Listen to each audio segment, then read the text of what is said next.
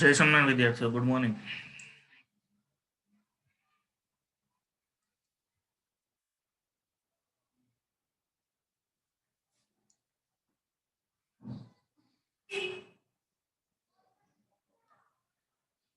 તો દોલનો અને તરંગ દોલનોના પ્રકરણમાં આપણે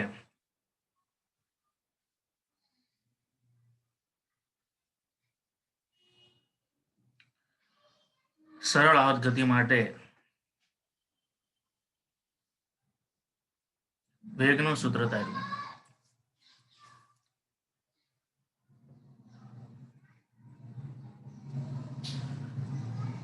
જેના આધારે અંત્ય બિંદુએ સ્થાનાંતર મહત્તમ હોય ત્યારે વેગ 0 થાય છે.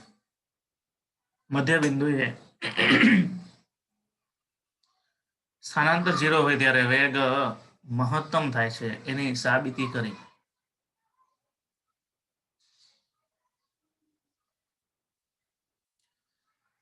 અને સમય વિરુદ્ધ અને વેગ વિરુદ્ધ સમયનો આપણે આલેખ જોયો.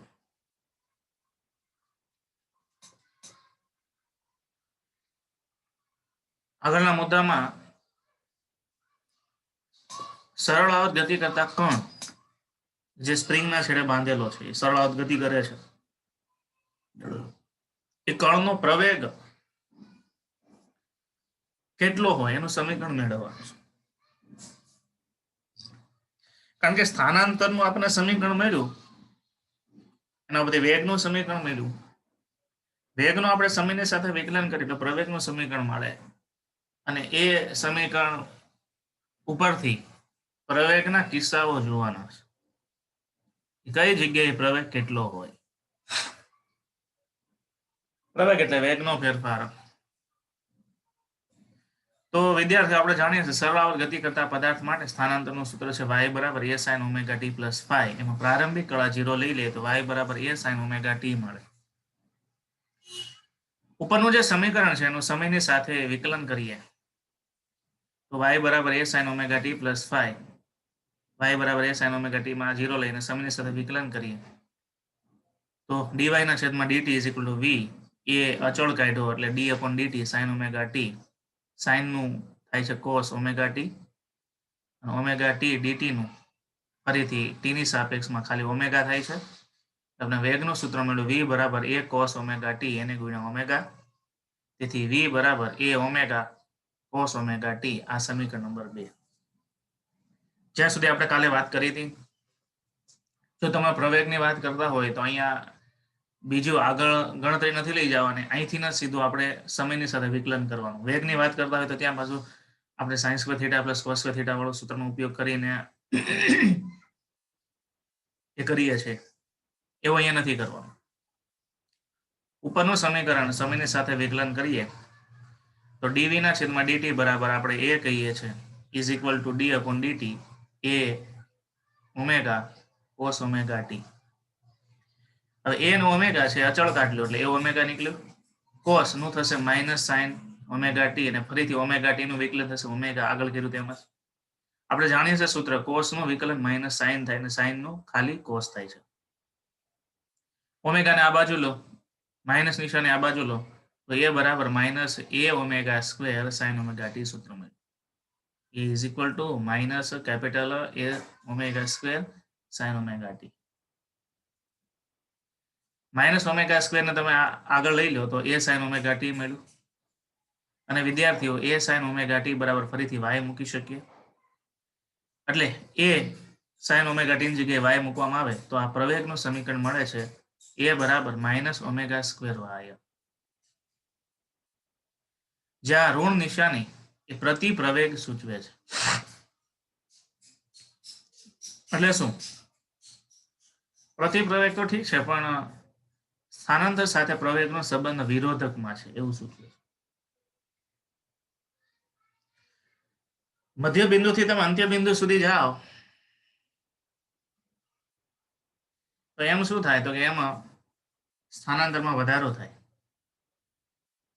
પણ મધ્ય બિંદુથી તમે અંત્ય બિંદુ સુધી જાઓ એમ શું થાય તો કે વેગમાં ધીમે ધીમે ઘટાડો એટલે વેગનો ફેરફારનો દર ઘટતો જાય. મધ્ય બિંદુ એ મેક્સિમમ વેગ હોય, જેમ અંત્ય બિંદુ તરફ જે વેગ છે એ શૂન્ય થતો જાય છે. એટલે મધ્ય બિંદુથી તમે અંત્ય બિંદુ સુધી જાઓ ત્યાં સુધીમાં પ્રવેગનો ફેરફાર એટલે વેગનો ફેરફાર ઓછો થતો જાય, એટલા માટે પ્રવેગ ઘટતો જાય. એટલે સ્થાનાંતર વધે છે ને પ્રવેગ ઘટે છે. અંત્ય બિંદુઓ પાસે પ્રવેગ શૂન્ય થઈ જાય. શું કામ? કારણ કે વેગ શૂન્ય છે તો પ્રવેગ પણ શૂન્ય જ હોય. ઉપરના સમીકરણમાં સ્થાનાંતર અને પ્રવેગ વચ્ચેનો સંબંધ દર્શાવેલો છે, જેના જુદા જુદા કિસ્સાઓ નીચે પ્રમાણે છે. પહેલો કિસ્સો છે મધ્ય બિંદુ માટે y બરાબર 0. તો સમીકરણ 3 પરથી એ મિનિમમ y, તો મધ્ય બિંદુ એ y, સ્થાનાંતર 0 છે. તો સમીકરણમાં કિંમત મૂકો એટલે એ છે 0 મળશે. અંત્ય બિંદુ માટે y બરાબર +or - a થાય. તો અંત્ય બિંદુ માટે પ્રવેગ મેક્સિમમ, અને આમે જો અંત્ય બિંદુએ પ્રવેગ મેક્સિમમ શું કારણ કે વેગનો ફેરફાર ત્યાં વધારે છે. કઈ રીતે વધારે? તો કે પેલા ગતિ કરતો પદાર્થ અમુક વેગથી જાય છે, અંત્ય બિંદુ પાસે પહોંચે એટલે વેગ શૂન્ય થાય, પાછો વેગ ઘટે. તો વધારે વેગમાંથી ઘટતો જાય, ઘટતા વેગમાંથી વધતો જાય. આ વસ્તુ ક્યાં બને છે? અંત્ય બિંદુ પાસે. એટલે વેગનો મેક્સિમમ ફેરફાર અંત્ય બિંદુ પાસે, મેક્સિમમ ફેરફાર અંત્ય બિંદુઓ પાસે છે, એટલા માટે ત્યાં પ્રવેગ મેક્સિમમ મળે. તો વિદ્યાર્થીઓ, આ રીતે પ્રવેગનું સૂત્ર તારવી એના જુદા જુદા કિસ્સાઓ આપણે વર્ણવી શકીએ, અને એ કિસ્સાઓ પરથી સમય માટે પ્રવેગમાં થતો ફેરફાર નીચેના આલેખ પરથી બતાવી શકીએ. મધ્ય બિંદુએ પ્રવેગ શૂન્ય, ઋણ નિશાની એટલે જેમ સ્થાનાંતર વધે એમ પ્રવેગ ઘટાડો થાય. એટલે કે -y હોય,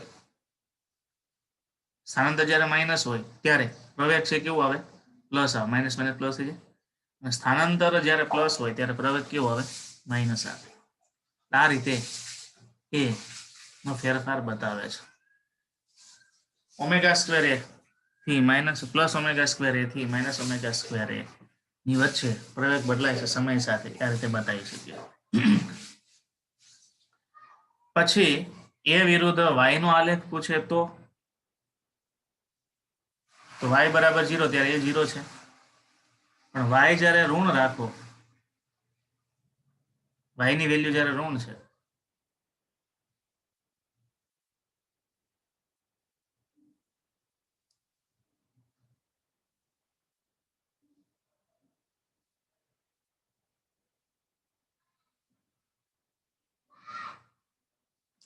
અહીંયા કારણે ભૂલ કરી છે.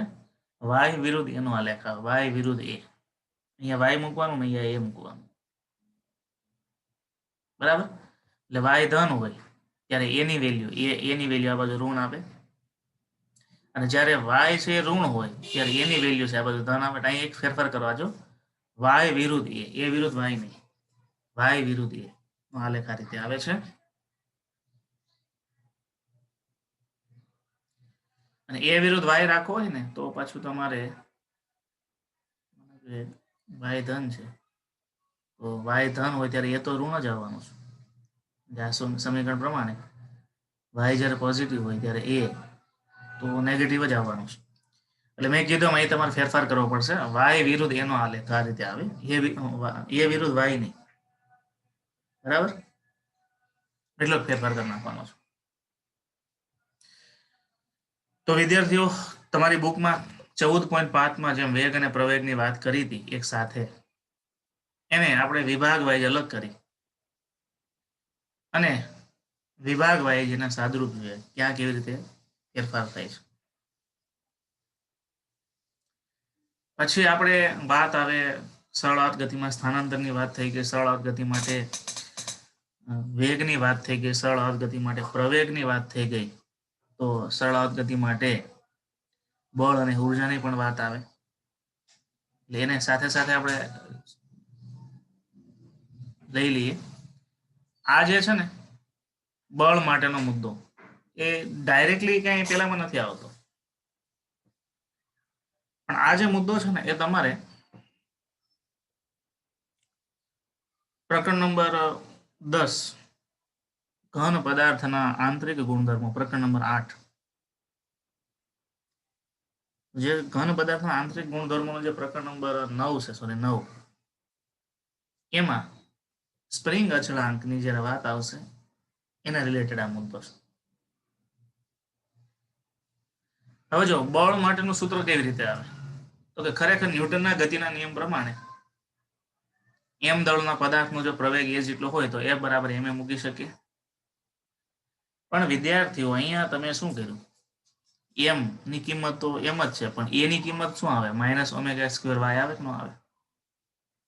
એટલે એ બરાબર -ω² y મૂકો એટલે આ બળનું સૂત્ર થઈ ગયું. એટલે સરળાવત ગતિમાં કોઈ પદાર્થ સરળાવત ગતિ કરતો હોય તો એના માટે બળનું સૂત્ર આ થયું.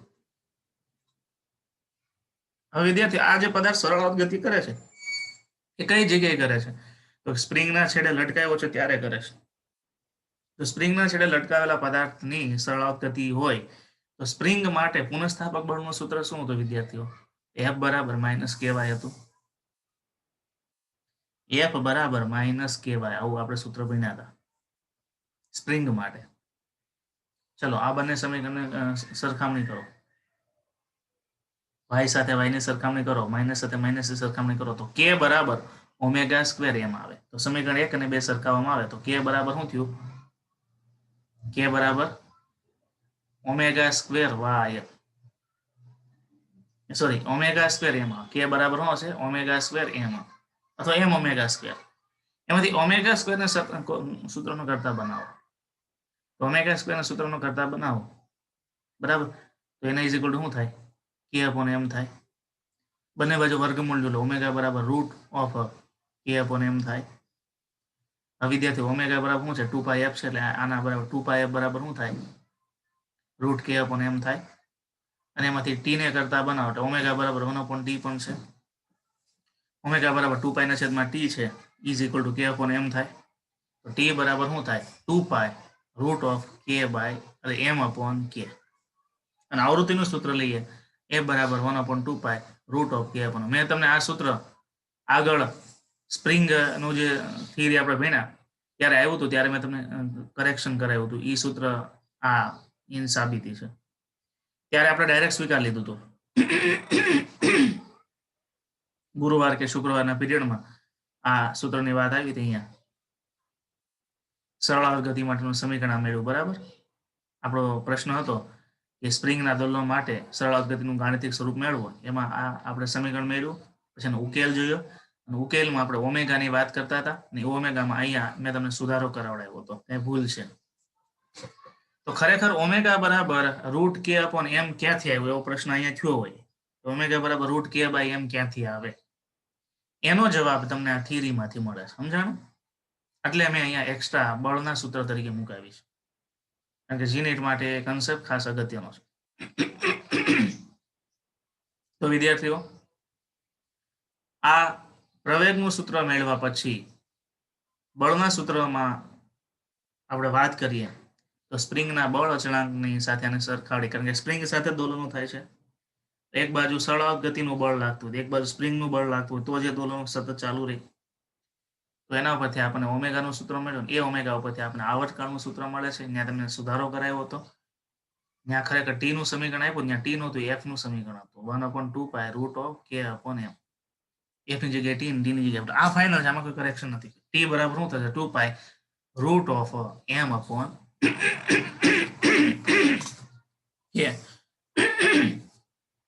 આપણે વિડીયો જોઈતી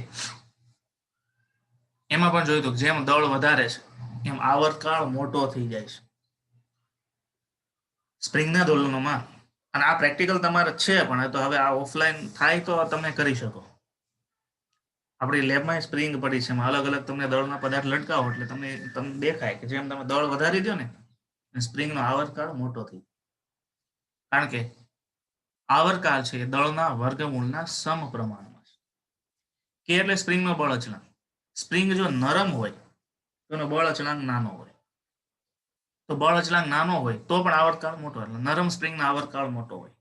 અને સ્પ્રિંગ જો કડક હોય તો એનો આવર્તકાળ ઓછો હોય, કારણ કે જેમ કડક સ્પ્રિંગ હોય એનો યંગ મોડ્યુલસ વધે, યંગ મોડ્યુલસ કેનું મૂલ્ય વધે. આ કેનું મૂલ્ય કેવી રીતે નક્કી થાય એ હું તમને 9મા ચેપ્ટરમાં કરાવીશ.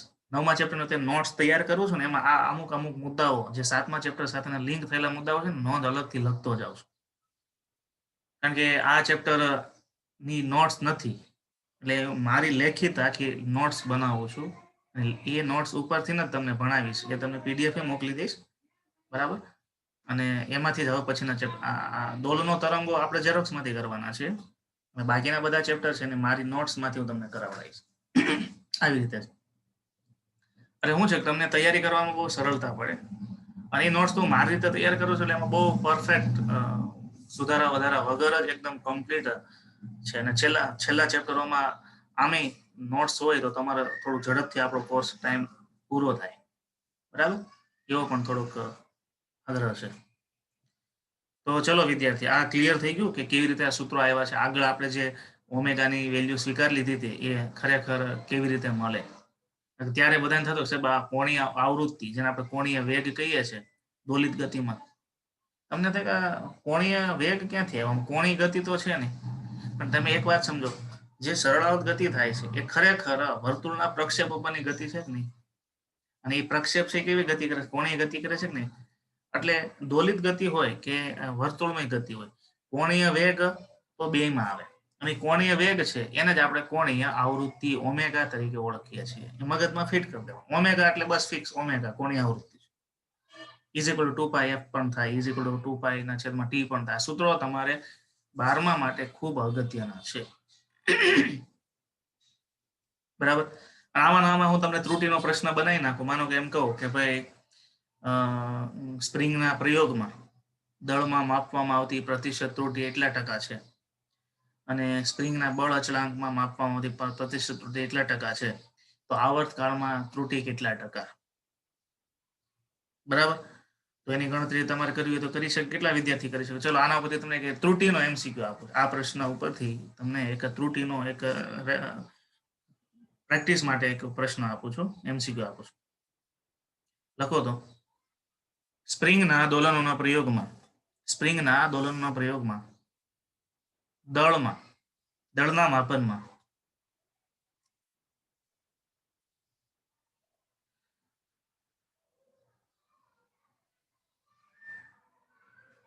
પ્રતિશત ત્રુટી 2% છે,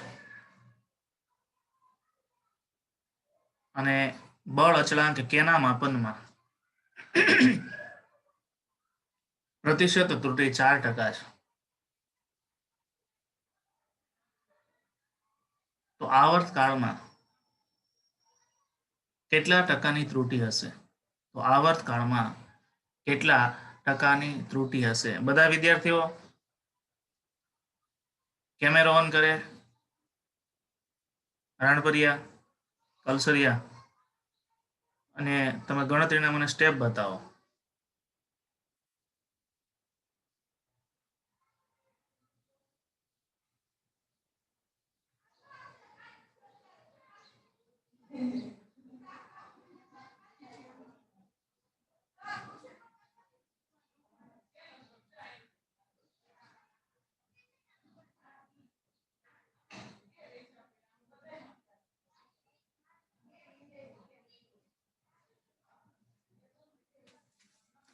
તો તમે ટી બરાબર સૂત્ર શું લખ્યું? 2π√m/k.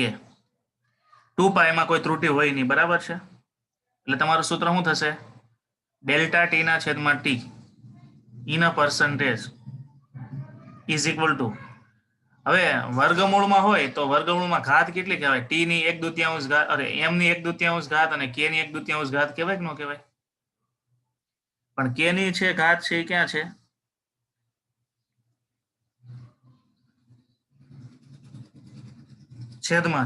છેદમાં ઘાત એટલે આગળ આવે તો માઇનસ કરવી પડે નહીં, પણ ત્રુટીઓમાં સરવાળાનો સંબંધ,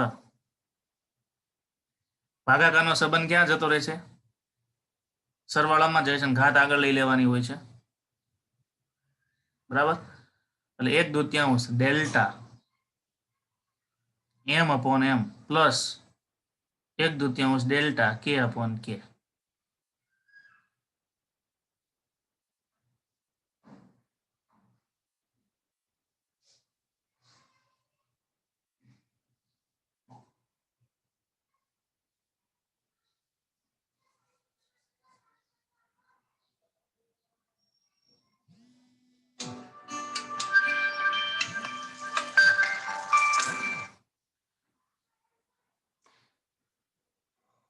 એટલે તમારી પાસે સૂત્ર શું થયું? t બરાબર 2π પછી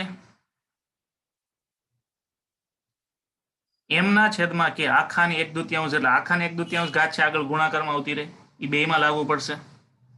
એટલે વિદ્યાર્થીઓ -1/2 કાંઈ કોઈ ન કરે હો, બધાએ તમારે 1/2 પ્લસ જ કરવાની છે. હવે દળમાં ત્રુટિ કેટલી છે? 2%. અને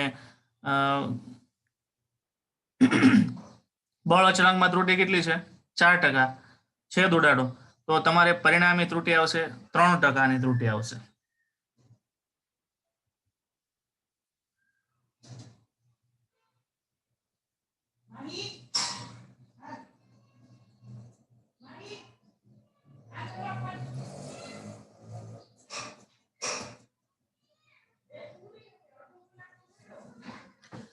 તો જવાબમાં તમારે 3%ની ત્રુટિ. એટલે વિદ્યાર્થીઓ આ ઉદાહરણ એટલા માટે મેં તમને આપ્યું છે કે દાખલા તરીકે કોઈ પણ ફિઝિક્સનું સૂત્ર આપે, કોઈ પણ XYZ કોઈ પણ તમને આપી દે અને ત્રુટિ તમને પૂછે, આ રીતે ગણવાની. બરાબર, ખ્યાલ આવી ગયો? એટલે ખાસ તો ત્રુટિઓ, અને હું માનું છું ત્યાં સુધી તમે આ પ્રકરણ નંબર 2 ની પ્રેક્ટિસ કાલે તમારે બુધવારે એક્ઝામ છે ને, બુધવારે એક્ઝામ માટે તમે પ્રેક્ટિસ કરતા હોય MCQ તો MCQ માં પણ આ ટાઈપનો પ્રશ્ન હશે જ.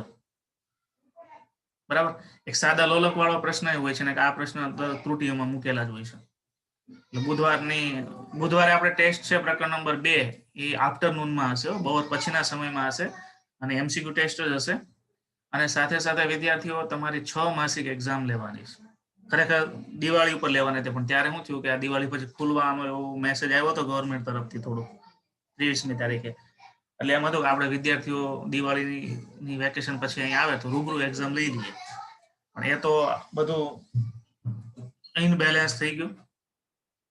એટલે તમારી 6 માસિક એક્ઝામ આવતા વીકમાં લેવાશે.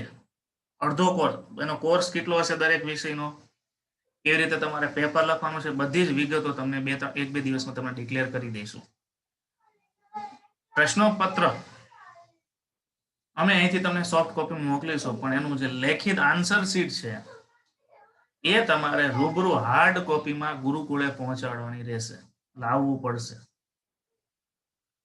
એટલા માટે કે જો તમે 6 માસિક એક્ઝામ આપો તો જ 11મા ધોરણની વાર્ષિક એક્ઝામ આપી શકો, અને 11મા ધોરણની વાર્ષિક એક્ઝામ આપો તો જ તમને 12મા ધોરણમાં પ્રવેશ મળે. બીજું, આ વખતે મોટા ભાગના વિદ્યાર્થીઓ ઓનલાઈન ભણે છે, એને નંબર ઓફ સ્ટુડન્ટ, સિન્સિયરલી ભણવાવાળા નંબર ઓફ સ્ટુડન્ટ બહુ ઓછા હોય, એટલા માટે આ વર્ષ તમે ડ્રોપ આઉટ કરવાનું વિચારતા નહીં, કારણ કે તમારી વખતની બોર્ડની એક્ઝામ બહુ સરળ હશે. કોઈ વિચારતા કે એક વર્ષ ડ્રોપ આઉટ લઈ લઈએ, ક્યારેય પણ ડ્રોપ આઉટ ન લેવાય, તમે બહુ મોટો લોસ જાય. પછી કદાચ તમે 12માની એક્ઝામ આપ્યા પછી નીટ માટે ડ્રોપ આઉટ લો, JEEની તૈયારી માટે ડ્રોપ આઉટ લો તો એ માન્ય છે. અત્યારે બોર્ડની એક્ઝામમાં ક્યારે ડ્રોપ આઉટ ન લેવાય, આપી જ દેવાય. એટલે સિન્સિયરલી જે વિદ્યાર્થીઓ રેગ્યુલર એટેન્ડ કરતા હોય ક્લાસ, જે વિદ્યાર્થી એટેન્ડ ન કરતા હોય, બધા માટે જેને પોતાનો પ્રવેશ કન્ટિન્યુ રાખવાનો છે એ વિદ્યાર્થીઓ 6 માસિક એક્ઝામના પેપર હાર્ડ કોપીમાં ઓફિશિયલી ગુરુકુળે સબમિટ કરવા પડશે. બરાબર, એટલે ખાસ દરેક વિદ્યાર્થીઓની નોંધ લેવી, કારણ કે સ્કૂલના નિયમ પ્રમાણે 6 માસિક એક્ઝામ નહીં લેવાનું એવું ગવર્મેન્ટ નથી કીધું, લેવાની જ હતી. ઘણી બધી ગવર્મેન્ટ સ્કૂલોમાં લેવાઈ ગઈ છે, પણ આપણે સમય સંજોગના આધારે નથી લીધી, તો હવે લઈશું. બરાબર, અને પેપર સાચવવાના હોય, રેકોર્ડમાં રાખવાનું હોય, એના આધારે તમારું 6 માસનું રિઝલ્ટ પણ બનતું હોય. એટલે આ બાબતનું ખાસ ધ્યાન રાખવું. આગળ ઉદાહરણ 4 સુધી આપણે ગણતરી થઈ ગઈ હતી. વચ્ચેનું ઉદાહરણ 2 બાકી છે, ભલે તું ઉદાહરણ 5 ની વાત કરીએ. તો ચલો આપણે એક સમીકરણ આપ્યું છે, x બરાબર 5 cos 2 pi t plus pi by 4. કોઈ એક કણ છે એ આ સમીકરણ પ્રમાણે સરળ અવગતિ કરે છે. અહીંયા સાઇન હોય કે કોસ હોય આપણને કોઈ ફેર પડતો નથી, બરાબર. આ રીતે ગતિ કરે છે, કારણ કે આપણે સાઇન અને કોસ બે વાળા સમીકરણો વિચાર્યા છે. હું જો તમને ખાલી કોસ વાળું વિધેય કરાવું તો સાઇન વાળું આવે ત્યારે તકલીફ થાય, હું તમને ખાલી સાઇન વાળું જ કરાવું તો જ્યારે કોસ આવે ત્યારે તકલીફ થાય. એટલે આપણે બે ને યાદ રાખીએ. ફરક એટલો પડે કે સાઇન હોય એનું 0 એ 0 વેલ્યુ હોય અને કોસ હોય તો એનું 0 એ મેક્સિમમ વેલ્યુ હોય. એટલે પ્રારંભિક કળા બદલાય, બાકી કોઈ ફેર નહીં પડતો. છતાં આપણને આ સમીકરણ આપ્યું છે, આ સમીકરણ સરળ ગતિ કરે છે. તો t બરાબર 1.5 સેકન્ડ માટે પદાર્થનું સ્થાનાંતર, x ની વેલ્યુ કેટલી, એની ઝડપ એટલે એનો વેગ કેટલો, એનો પ્રવેગ કેટલો એ ગણવાના છે. તો આપણને જે સમીકરણ આપેલું છે એમાં સ્થાનાંતર y કેટલું, આ લોકો x કીધું છે, આપણે એને y કહીએ, કોઈ ઇશ્યુ નથી. વેગ કેટલો, પ્રવેગ કેટલો છે તો સ્થાનાંતર. તો ચલો y નું સમીકરણ શું થયું, y બરાબર 5 cos ઓમેગા t પ્લસ 5 એટલે 5/2 એની જગ્યાએ પાઈ બાય 4 છે. સમય કેટલો આપ્યો છે 1.5. વિદ્યાર્થી ધ્યાન આપો, cos 5 cos ખૂણો હવે ગણો, ખૂણો એટલે કેટલો થાય 2 પાઈ, એના ગુણ્યા 1.5, 2 ગુણ્યા એટલે 3 પાઈ થઈ ગયું, અને એને પ્લસ પાઈ બાય 4, બરાબર. હવે ઓલેસ્ટીસી પ્રમાણે જાઓ તો ઓલેસ્ટીસી પ્રમાણે 3 પાઈ ક્યાં આવે,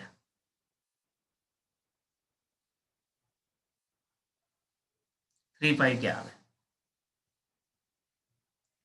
તો આમ રાઉન્ડ મારો તો અહીંયા માનો કે 0 હોય, અહીંયા પાઈ બાય 2 હોય, અહીંયા પાઈ હોય, અહીંયા એક રાઉન્ડ પૂરો કરે 2 પાઈ થાય, અહીંયાથી અહીંયા પાછા આવો ત્યારે 3 પાઈ થાય. 0, 2 પાઈ, 4 પાઈ એ આ બાજુ આવે, પ્રથમ ચરણમાં આવે, અને 3 પાઈ, 5 પાઈ, 7 પાઈ એ બીજા ચરણ અને ત્રીજા ચરણની વચ્ચે આવે. ચરણ કહો એટલે તમને ખબર પડે, બોર્ડ હોતો તમને આમ દોરીને બતાવો. હવે અહીંયા માનો કે આ ઓલેસ્ટીસીમાં સર્કલ છે, સર્કલમાં આ 3 પાઈ એવું, 3 pi plus pi by 4, 3 pi plus એટલે તમારે ત્રીજા ચરણમાં જવું પડે. ત્રીજા ચરણમાં ઓલ એસ ટી અને સી, ત્રીજા ચરણમાં કોસ સી કેવું હોય માઇનસ, એટલે માઇનસ મૂક્યું. પછી 3 પાઈ છે એ અપૂર્ણાંક નથી, પૂર્ણાંક વિધેય છે. પૂર્ણાંક હોય ત્યારે કોસ નું સાઇન કે સાઇન નું કોસ થતું નથી. વિધેય કેવી રીતે બદલતા એ આપણે બહુ શરૂઆતમાં વાત કરી, ઓલેસ્ટીસીમાં વાત કરી હતી. અહીંયા માનો કે 3 પાઈ બાય 2 હોત, 5 પાઈ બાય 2 હોત, એવું હોત તો કોસ નું સાઇન થઈ જાય. ત્રીજા ચરણમાં કોસ છે માઇનસ એટલે માઇનસ મૂક્યું. 3 પાઈ છે એટલે પૂર્ણાંક છે એટલે વિધેય બદલાય નહીં, અને આ ખૂણો છે પાઈ બાય 4 તો એ મૂકવો જ પડે, એટલે -5 cos પાઈ બાય 4 થયું. cos પાઈ બાય 4 એટલે 1/√2, એટલે -5/√2 નું સાદુરૂપ -3.55 મીટર સ્થાનાંતર થાય. એટલા સમયે એનું સ્થાન અહીંયા હશે, એટલે કે મધ્યમાં સ્થાન કરતા નીચેની બાજુએ 3 મીટર જેટલો દૂર હશે. વિદ્યાર્થીઓ, ઝડપ માટેનું સૂત્ર શું છે? તો v બરાબર omega a square minus y square. ધ્યાન આપજો.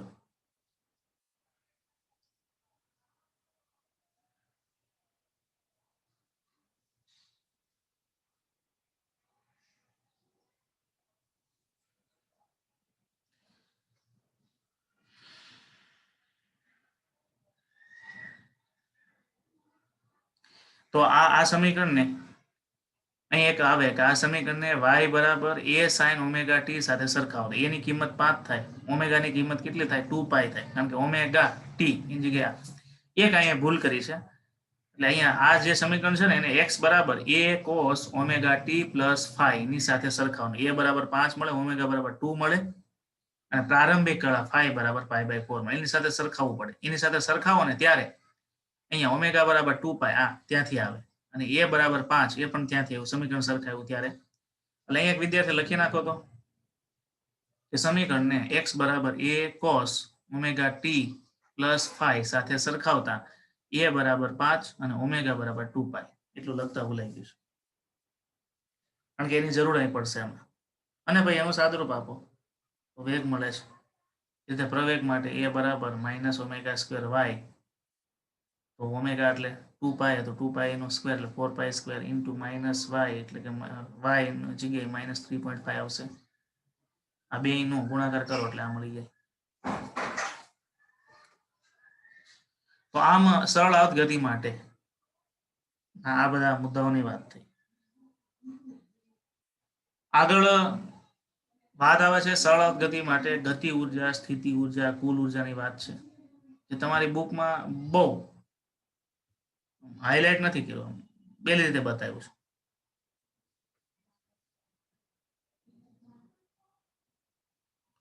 પછી સ્પ્રિંગની જે વાત છે ને, ઉદાહરણમાં જે વાત છે એની હું અલગથી તમને નોંધ આખી કરાવડાવું છું, આવશે.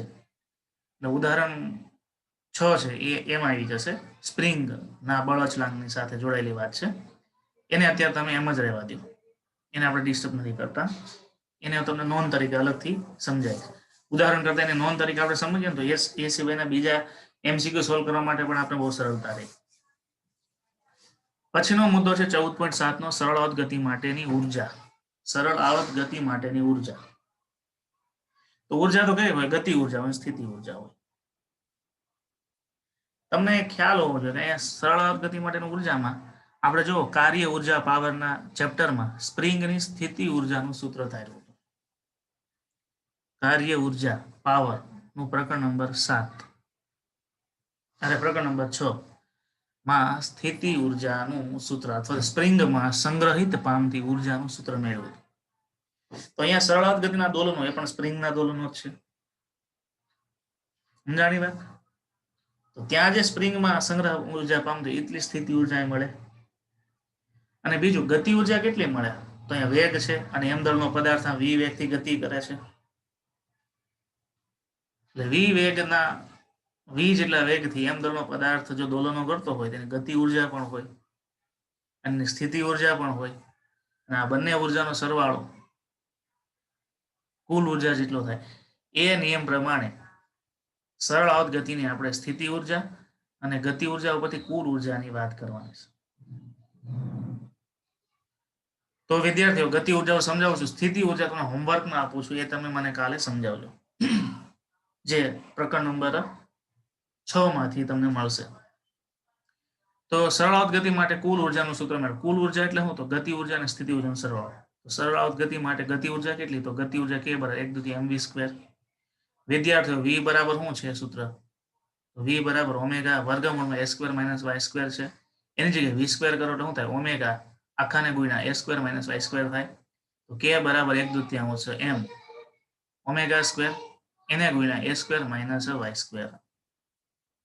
તો આને આની સાથે મૂકી દો એટલે 1/2 m ઓમેગા² a² minus 1/2 m ઓમેગા² y². બરાબર? તો આ સરળ આવત ગતિની કુલ ગતિ ઉર્જાનું સૂત્ર થયું. આખે આખું સમીકરણ એમ છે. 1/2 m ઓમેગા² માઇનસ 1/2 m ઓમેગા² y². સરળ આવત ગતિની સ્થિતિ ઉર્જા. બરાબર? સરળ આવત ગતિ પદાર્થની છેડે લટકાવેલ છે, તેથી તે પદાર્થની સ્થિતિ ઉર્જા સ્પ્રિંગની સ્થિતિ ઉર્જા જેટલી જ હોય. સ્પ્રિંગની સ્થિતિ ઉર્જાનું સૂત્ર y બરાબર 1/2 k y². આની તારવણી પ્રકરણ નંબર 6 માં આપણે કરેલી છે. k ની કિંમત શું છે? ઓમેગા² છે. તો સ્થિતિ ઉર્જા શું થાય? u બરાબર 1/2 ઓમેગા² m ઓમેગા² પ્લસ y². તો કુલ ઉર્જા માટે બેનો સરવાળો કરો. ચલો બેનો સરવાળો લ્યો એટલે શું થયું? ગતિ ઉર્જા 1/2 m omega square a square minus 1/2 m omega y square plus 1/2 m omega y, આ પ્લસ ને માઇનસ કેન્સલ થાય, કુલ ઉર્જા કેટલી મળી? 1/2 m omega square y square is equal two અચળ. શું કામ? દળ.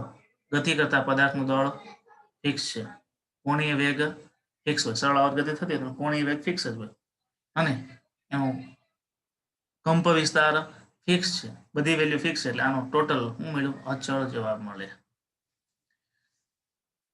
આલેખની વાત પણ આવી કંઈક આવી છે. ગતિ ઉર્જા વધે ત્યારે સ્થિતિ ઉર્જા ઘટે, એ કાર્ય ઉર્જા પાવરના ચેપ્ટરમાં પણ આવતી. તો ઉર્જા વિરુદ્ધ સ્થાનાંતરનો આલેખ લ્યો. તો તમે મધ્યમાન સ્થાને હોય ત્યારે મધ્યમાન સ્થાને y બરાબર 0 છે, y બરાબર 0 એટલે સ્થિતિ ઉર્જા 0 થાય. મધ્યમાન સ્થાનથી અંત્ય છેડા ઉપર જાઓ, અંત્ય છેડા ઉપર જાઓ એટલે શું થાય? સ્થિતિ ઉર્જા વધે. પણ મધ્યમાન સ્થાને વેગ વધુ હોય એટલે ગતિ ઉર્જા વધુ હોય, અને છેડા ઉપર જાઓ ત્યારે ગતિ ઉર્જા ઘટે. આમ સ્થિતિ ઉર્જા વધતી જાય છે, સામે ગતિ ઉર્જા ઘટતી જાય છે, એટલે બંને ઉર્જાનો સરવાળો કેવો રહે? અચળ રહે. અને અચળ મૂલ્ય છે ને અહીંયા આવે, અહીંયા આવે, અહીંનો આવે, ભૂલ છે. આલેખમાં અચળ અહીંયા નો આવે. માનો કે આ 0 છે ને આ 10 છે, તો બેની એવરેજ કેટલી થાય? 5 થાય. પછી આ 0 કરતા આ થોડું વધે તો આ થોડું ઘટે, બરાબર? એટલે બંને લાઈન જે ક્રોસ થાય ને ત્યાં એનું અચળ વેલ્યુ અહીંયા આવે. એટલે આ લાઈન નહીં બતાવવાની, અહીં વચ્ચે બતાવવાની. અને સીધી વાત છે, અંત્ય બિંદુએ ગતિ ઉર્જા 0 હોય, સ્થિતિ ઉર્જા મેક્સિમમ હોય. મધ્યમાન સ્થાને ગતિ ઉર્જા મેક્સિમમ હોય, અને એટલે આમ શું થાય? ગતિ ઉર્જાનું સ્થિતિ ઉર્જામાં અને સ્થિતિ ઉર્જાનું ગતિ ઉર્જામાં રૂપાંતર થાય છે, બરાબર? એટલે એક ઉર્જાનું બીજી ઉર્જામાં રૂપાંતર થાય એનું ઉદાહરણ એટલે ઉર્જા સંરક્ષણનું પાલન આ કિસ્સામાં થાય છે. ખ્યાલ આવ્યો? તો સ્પ્રિંગની સ્થિતિ ઉર્જા એ પદાર્થની ગતિ ઉર્જામાં રૂપાંતર થાય, અને પદાર્થની ગતિ ઉર્જા એ સ્પ્રિંગની સ્થિતિ ઉર્જામાં રૂપાંતર થાય. સતત બે રૂપાંતર થયા કરે, એટલા માટે કુલ ઉર્જા અચળ મળે, અને સરળ આવત ગતિની કુલ ઉર્જાનું સૂત્ર કહેવાય છે. તો આ સ્પ્રિંગની સ્થિતિ ઉર્જાનો મુદ્દો, પછી યાંત્રિક ઉર્જા આપણે ત્યાં પણ વાત કરી હતી, એ બધા મુદ્દો તમે પ્રકરણ નંબર 6 માંથી એક વખત જોઈ લેજો. આમે 6 માસિક એક્ઝામમાં તમારે અડધા પ્રકરણ છે, એટલે પહેલા પાર્ટની આપણે એક્ઝામ લઈશું, એમાં એની જરૂર પડવાની છે. ચલો, કોઈ વિદ્યાર્થીને કઈ ક્વેરી હોય તો રાઇઝન કરે, નહીતર આપણે અહીં પૂરું કરીએ.